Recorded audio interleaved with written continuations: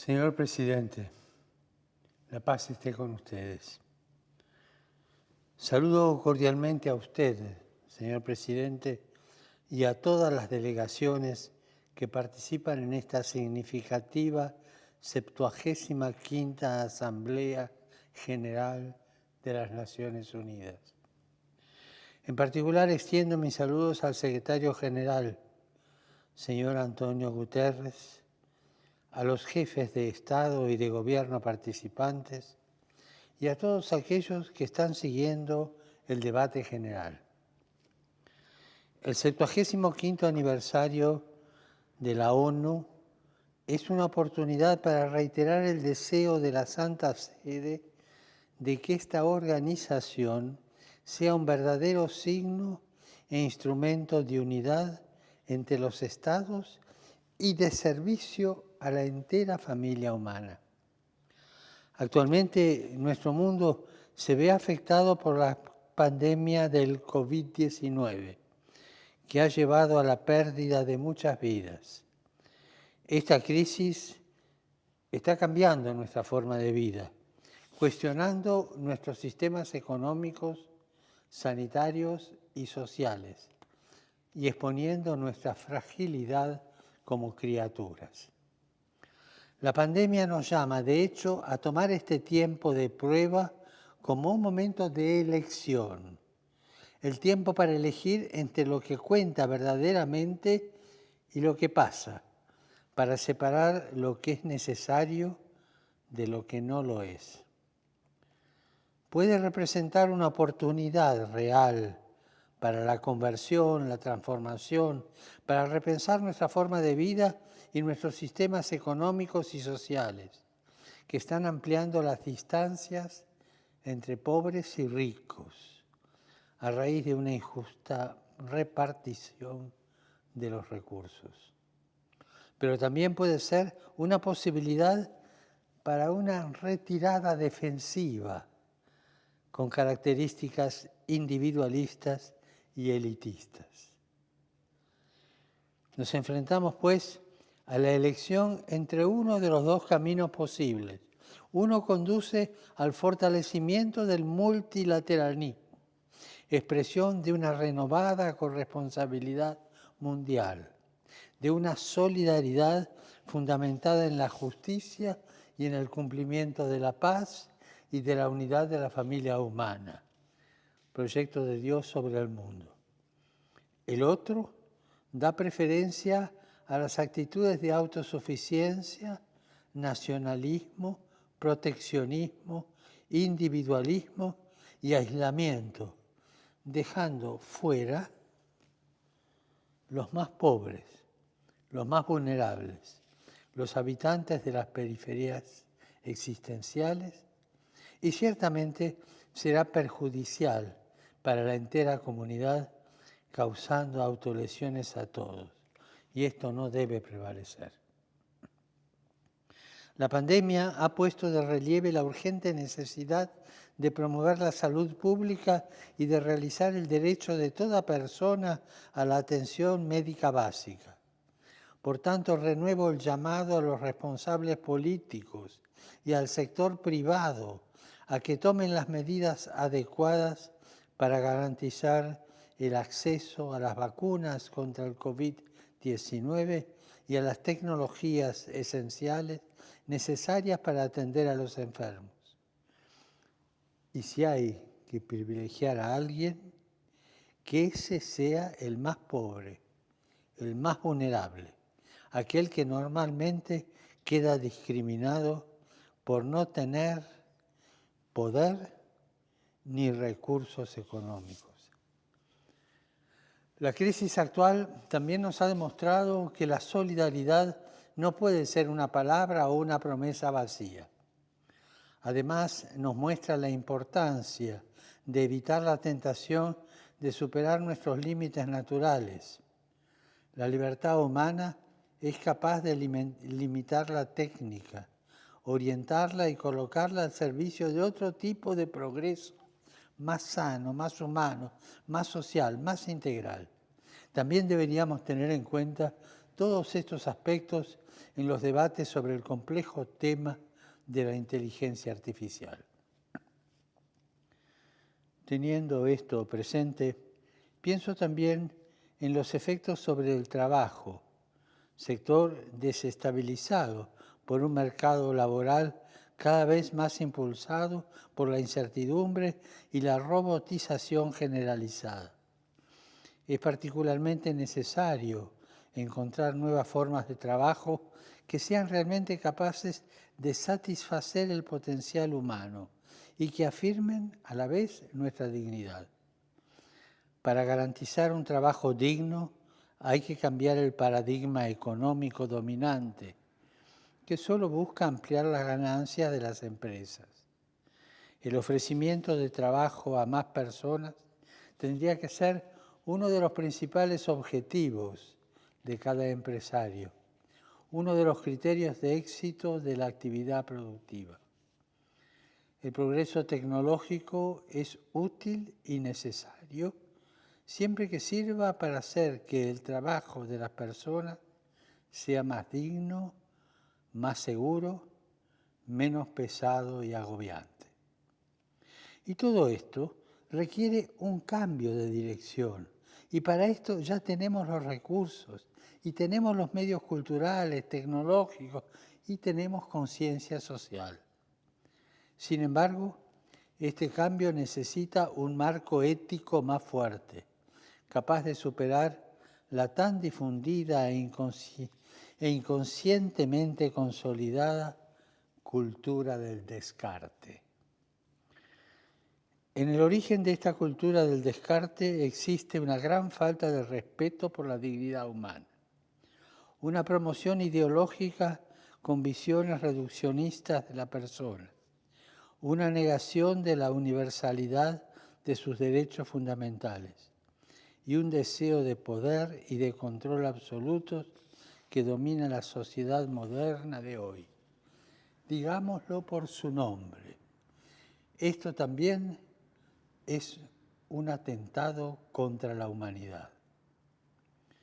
De hecho, es doloroso ver cuántos derechos fundamentales continúan siendo violados con impunidad. La lista de estas violaciones es muy larga y nos hace llegar la terrible imagen de una humanidad violada, herida, privada de dignidad, de libertad y de la posibilidad de desarrollo. En esta imagen, también los creyentes religiosos continúan sufriendo todo tipo de persecuciones, incluyendo el genocidio debido a sus creencias. También entre los creyentes religiosos somos víctimas los cristianos. ¿Cuántos sufren alrededor del mundo, a veces obligados a huir de sus tierras ancestrales, aislados de su rica historia y de su cultura? También debemos admitir que las crisis humanitarias se han convertido en el statu quo, donde los derechos a la vida, a la libertad y a la seguridad personales no están garantizados. De hecho, los conflictos en todo el mundo muestran que el uso de armas explosivas, sobre todo en áreas pobladas, tiene un impacto humanitario dramático a largo plazo.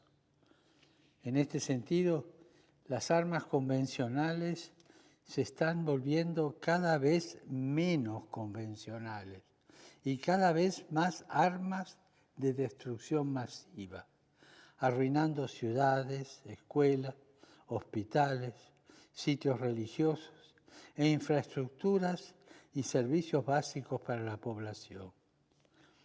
Además, muchos se ven obligados a abandonar sus hogares. Con frecuencia, los refugiados, los migrantes y los desplazados internos en los países de origen, tránsito y destino sufren abandonados, sin oportunidad de mejorar su situación en la vida o en la de su familia. Peor aún, miles son interceptados en el mar y devueltos a la fuerza a campos de detención donde enfrentan torturas y abusos. Muchos son víctimas de la trata, la esclavitud sexual o el trabajo forzado, explotados en labores degradantes sin un salario justo.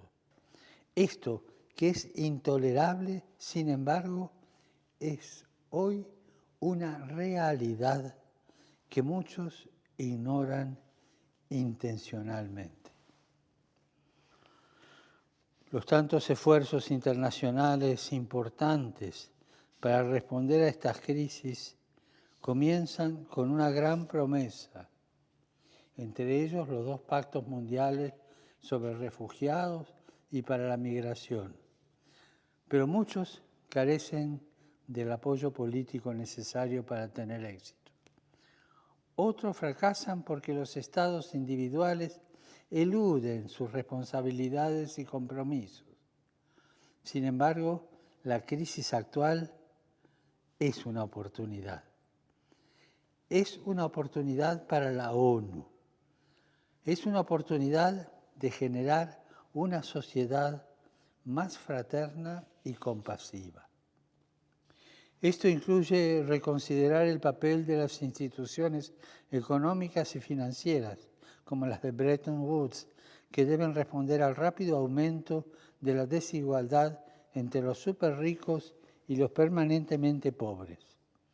Un modelo económico que promueva la subsidiariedad, respalde el desarrollo económico a nivel local e invierta en educación e infraestructura que beneficie a las comunidades locales, proporcionará las bases para el mismo éxito económico y a la vez para renovación de la comunidad y la nación en general. Y aquí renuevo mi llamado para que, considerando las circunstancias, se afronten por parte de todos los países las grandes necesidades del momento, reduciendo o incluso condonando la deuda que pesa en los presupuestos de aquellos más pobres. La comunidad internacional tiene que esforzarse para terminar con las injusticias económicas. Cuando los organismos multilaterales de crédito asesoren a las diferentes naciones, resulta importante tener en cuenta los conceptos elevados de la justicia fiscal, los presupuestos públicos responsables en su endeudamiento y, sobre todo, la promoción efectiva y protagónica de los más pobres en el entramado social. Tenemos la responsabilidad de proporcionar asistencia para el desarrollo a las naciones empobrecidas y alivio de la deuda para las naciones muy endeudadas. Una nueva ética supone ser conscientes de la necesidad de que todos se comprometan a trabajar juntos para cerrar las guaridas fiscales, evitar las evasiones y el lavado de dinero que le roban a la sociedad, como también para decir a las naciones la importancia de defender la justicia y el bien común sobre los intereses de las empresas y multinacionales más poderosas. Este es el tiempo propicio para renovar la arquitectura financiera internacional. Señor Presidente, recuerdo la ocasión que tuve hace 5 años de dirigirme a la Asamblea General en su 70º aniversario. Mi visita tuvo lugar en un periodo de un multilateralismo verdaderamente dinámico, un momento prometedor y de gran esperanza, inmediatamente anterior a la adopción de la Agenda 2030. Algunos meses después, también se adoptó el Acuerdo de París sobre el cambio climático. Sin embargo, debemos admitir honestamente que si bien se han logrado algunos progresos, la poca capacidad de la comunidad internacional para cumplir sus promesas de hace 5 años me lleva a reiterar que hemos de evitar toda tentación de caer en un nominalismo declaracionista con efecto tranquilizador en la conciencia. Debemos cuidar que nuestras instituciones sean realmente efectivas en la lucha contra todos estos flagelos. Pienso también en la peligrosa situación en la Amazonía y sus poblaciones indígenas. Ello nos recuerda que la crisis ambiental está indisolublemente ligada a una crisis social y que el cuidado del medio ambiente exige una aproximación integral para combatir la pobreza y combatir la exclusión. Ciertamente es un paso positivo que la sensibilidad ecológica integral y el deseo de acción hayan crecido. No debemos cargar a las próximas generaciones con los problemas causados por las anteriores. Debemos preguntarnos seriamente si existe entre nosotros la voluntad política para mitigar los efectos negativos del cambio climático, así como para ayudar a las poblaciones más pobres y más vulnerables, que son las más afectadas. La Santa Sede seguirá desempeñando su papel como una señal concreta de cuidar nuestra casa común. Recientemente ratifiqué la enmienda de Kigali al protocolo de Montreal. Señor Presidente, no podemos dejar de notar las devastadoras consecuencias de la crisis del COVID-19 en los niños, comprendiendo los menores migrantes y refugiados no acompañados. La violencia contra los niños, incluido el horrible flagelo del abuso infantil y de la pornografía, también ha aumentado dramáticamente. Además, millones de niños no pueden regresar a la escuela. En muchas partes del mundo esta situación amenaza un aumento del trabajo infantil, la explotación, el maltrato y la desnutrición. Desafortunadamente, los países y las instituciones internacionales también están promoviendo el aborto como uno de los denominados servicios esenciales en la respuesta humanitaria. Es triste ver cuán simple y conveniente se ha vuelto para algunos negar la existencia de vida como solución a problemas que pueden y deben ser resueltos tanto para la madre como para el niño no nacido. Imploro, pues, a las autoridades civiles que presten especial atención a los niños, a quienes se les niegan sus derechos y dignidad fundamentales, en particular su derecho a la vida y a la educación.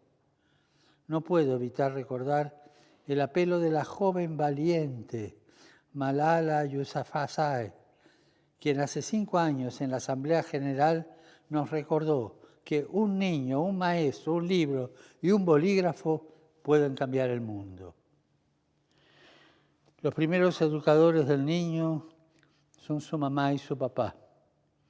La familia que la Declaración Universal de los Derechos Humanos describe como el elemento natural y fundamental de la sociedad.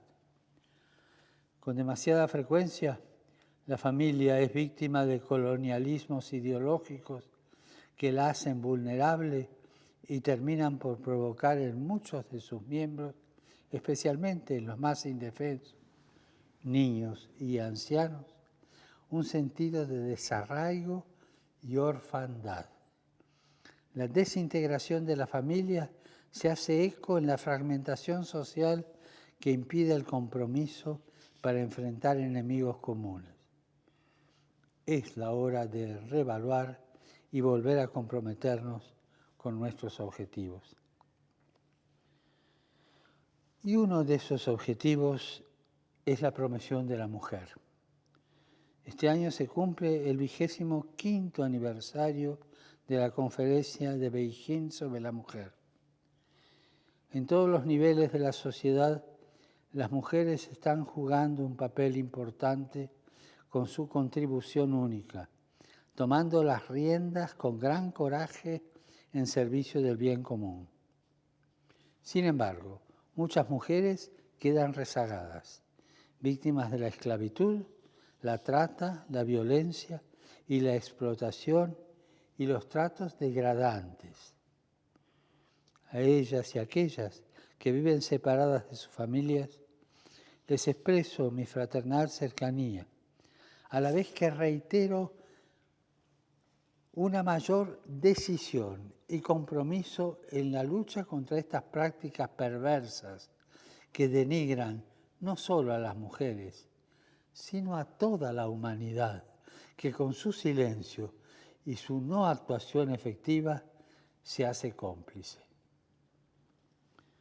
Señor presidente, debemos preguntarnos si las principales amenazas a la paz y a la seguridad, como la pobreza, las epidemias y el terrorismo, entre otras, pueden ser enfrentadas efectivamente cuando la carrera armamentista, incluyendo las armas nucleares, continúa desperdiciando recursos preciosos que sería mejor utilizar en beneficio del desarrollo integral de los pueblos y para proteger el medio ambiente natural. Es necesario romper el clima de desconfianza existente.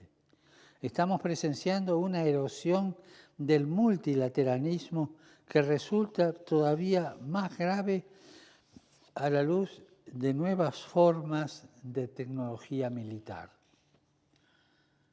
como son los sistemas letales de armas autónomas, LAWS, que están alterando irreversiblemente la naturaleza de la guerra, separándola aún más de la acción humana.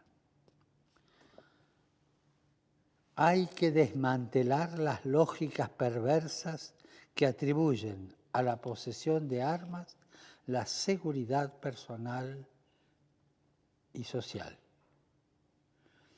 Tales lógicas solo sirven para incrementar las ganancias de la industria bélica, alimentando un clima de desconfianza y de temor entre las personas y los pueblos. Y en particular, la disuasión nuclear fomenta un espíritu de miedo basado en la amenaza de la aniquilación mutua que termina envenenando las relaciones entre los pueblos y obstruyendo el diálogo. Por eso es tan importante apoyar los principales instrumentos legales internacionales de desarme nuclear, no proliferación y prohibición. La Santa Sede espera que la próxima conferencia de revisión del Tratado sobre la No Proliferación de Armas Nucleares, TNP, resulte en acciones concretas, conformes con nuestra intención conjunta de lograr lo antes posible la cesación de la carrera de armamentos nucleares y de emprender medidas eficaces encaminadas al desarme nuclear. Además, nuestro mundo en conflicto necesita que la ONU se convierta en un taller para la paz cada vez más eficaz, lo cual requiere que los miembros del Consejo de Seguridad, especialmente los permanentes, actúen con mayor unidad y determinación. En este sentido, la reciente adopción del alto fuego global durante la presente crisis es una medida muy noble que exige la buena voluntad de todos para su implementación continuada. Y también reitero la importancia de disminuir las sanciones internacionales que dificultan que los estados brinden el apoyo adecuado a sus poblaciones. Señor presidente, de una crisis no se sale igual. O salimos mejores o salimos peores. Por ello, en esta coyuntura crítica, Nuestro deber es repensar el futuro de nuestra casa común y proyecto común. Es una tarea compleja que requiere honestidad y coherencia en el diálogo, a fin de mejorar el multilateralismo y la cooperación entre los Estados. Esta crisis subraya aún más los límites de nuestra autosuficiencia y común fragilidad y nos plantea explicitarnos claramente cómo queremos salir, o mejores o peores. Porque, repito, de una crisis no se sale igual. O salimos mejores o salimos peores. La pandemia nos ha mostrado que no podemos vivir sin el otro, o peor aún, uno contra el otro. Las Naciones Unidas fueron creadas para unir a las naciones, para acercarlas como un puente entre los pueblos. Usémoslo para transformar el desafío que enfrentamos en una oportunidad para construir juntos, una vez más, el futuro que queremos. Y que Dios nos bendiga a todos. Gracias, señor presidente.